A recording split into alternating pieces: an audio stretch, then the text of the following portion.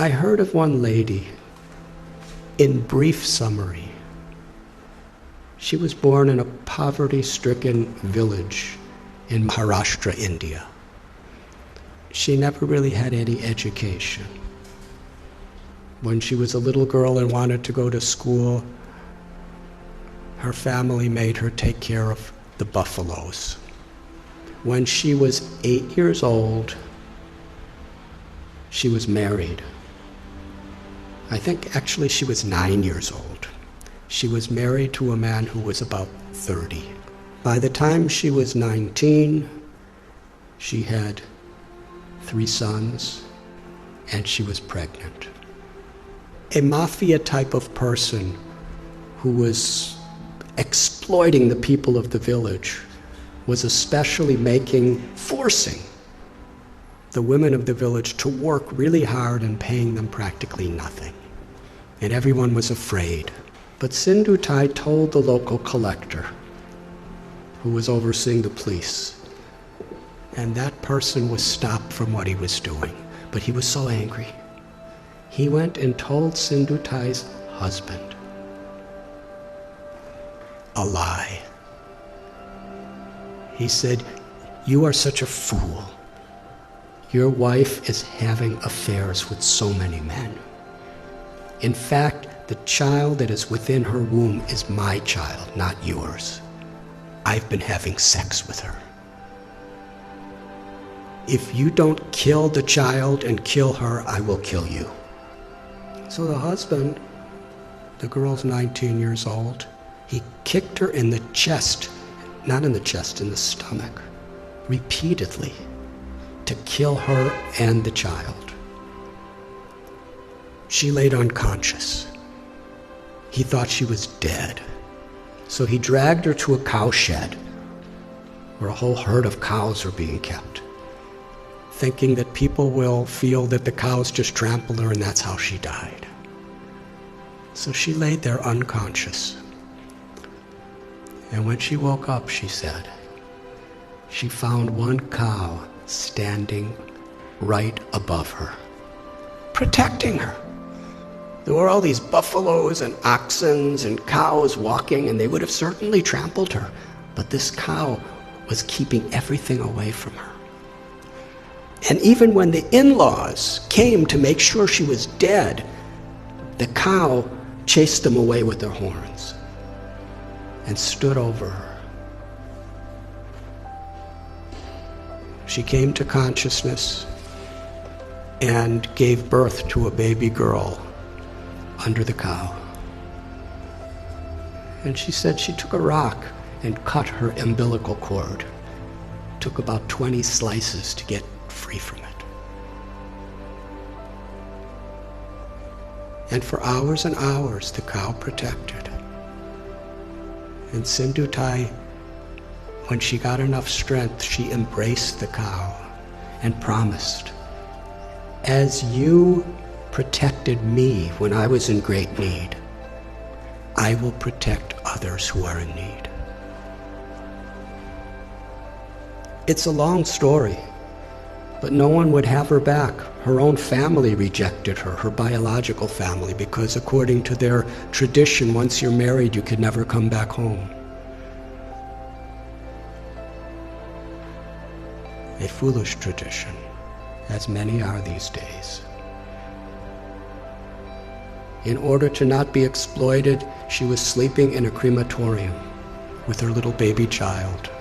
And she would collect wheat that people would put around the dead bodies, and she'd mix it with water and cook it on the fires of the dead corpses. It became such a depressing life for her. She decided, I don't want my child to live like this.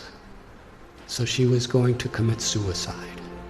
She went to a railway track with her child in her arms and laid waiting for the train to crush them.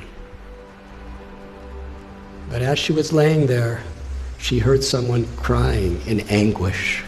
So she got up and she found an old man who was crying out. He was crippled. He was very, very invalid. He was crying for some food and water, so she went and begged and got him food and water. And she was thinking that old man was the voice of God. She called Krishna. She said, was telling me that I had a higher purpose in life than to commit suicide. I have something to do, something to contribute to this world. But then later in the day, she was sitting in a field wondering, what am I going to do? I have nothing. I have no one.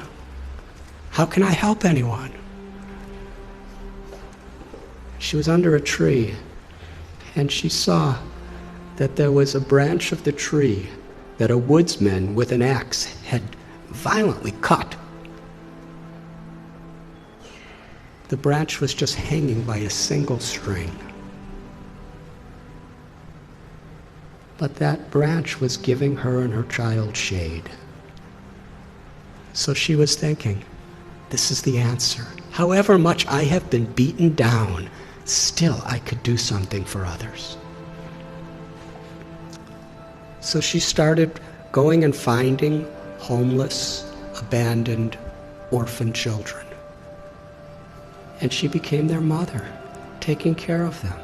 Somehow or other, she learned how to sing really nice, and she begged with her singing, and she provided for them, and somehow or other kept them safe. And after some time, people saw what a difference she was making to so many people that they built an orphanage for her. Over the years, she said, she's had about 1,500 children, over 1,000 grandchildren. And she's made a tremendous difference in her life. All of her children have a great education. Many are doctors and lawyers and farmers, something she never had. She's won so many awards internationally for her accomplishments. But then she explained what the most meaningful and fulfilling thing she ever did in life. Years and years later, after the president of India gave her awards and governors of states and international awards, this really old man came to her orphanage. He was starving. He was sick. He was homeless. He was asking for shelter.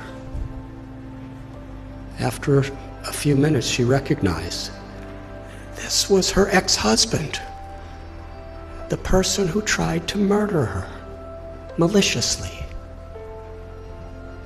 She said to him, when you left me to die, I was homeless in rags. Now you're homeless in rags, and I have a nice place with so many people. She said the most meaningful thing in her life is she forgave him. And she said, I will give you shelter, but I'm not your wife. I'm your mother. And when people would visit the orphanage, she would introduce him. This is my eldest son, and sometimes he's very naughty. She told a story. It moved me. So at one place, I shared this story, and somehow it was on YouTube. And in her orphanage, someone showed it to her. So she wanted to meet me. So in Pune, I met her. And she was with a couple other people. And we spoke for about an hour together. It was a wonderful conversation. And afterward, there was one lady who was sitting next to her, who was just beaming with smiles the whole time, but didn't say much of anything. And when I was just about to leave, Sindhutai said, I want to introduce you to this girl. She's the one who was born under the cow.